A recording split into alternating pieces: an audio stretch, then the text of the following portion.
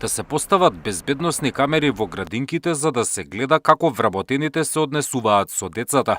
Ова го бараат загрижени родители кои предлогот го испратиле до Медјаши.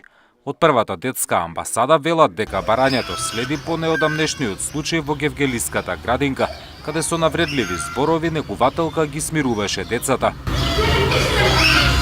Денеска упативме до Министерството за труд и социјална политика писмо врз основа на иницијатива на граѓаните да ни дадат информација дали размислуваат за воведување на ваква алатка каде што родителите веќе пројавуваат одредена загриженост и недоверба во однос на институциите каде што децата им се доверени на чување, воспитување и згрижување.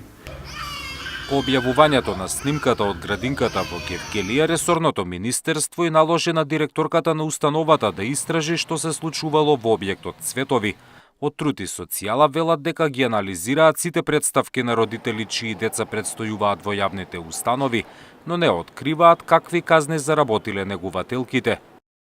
Во случаите каде што била утврдена вина, изречени се дисциплински мерки, а во еден случај донесена е одлука за престанок на работниот однос, информира Труд и социјала. Инаку од Медјаши велат дека вработените во градинките имаат исклучителна одговорност, па сметаат оти се потребни строги критериуми при изборот на воспитувачи. Оно што треба Министерството за труд и социјална политика е да вработува кадри кои се високо мотивирани, обучени и кои ја сакаат оваа професија, која нагласив дека е благородна и потикнувачка и за самите нив, затоа што не може секој да работи со мали деца од 0 до 6 години и бара навистина многу љубов, трпение, внимание. Според податоците од Труд и социјала, во изминатите 19 месеци до нив пристигнале 11 поплаки од родители на деца кои се згрижени во јавните градинки. Најчесто се жалеле на односот на воспитувачките. Зоран Јаневски, Сител телевизија.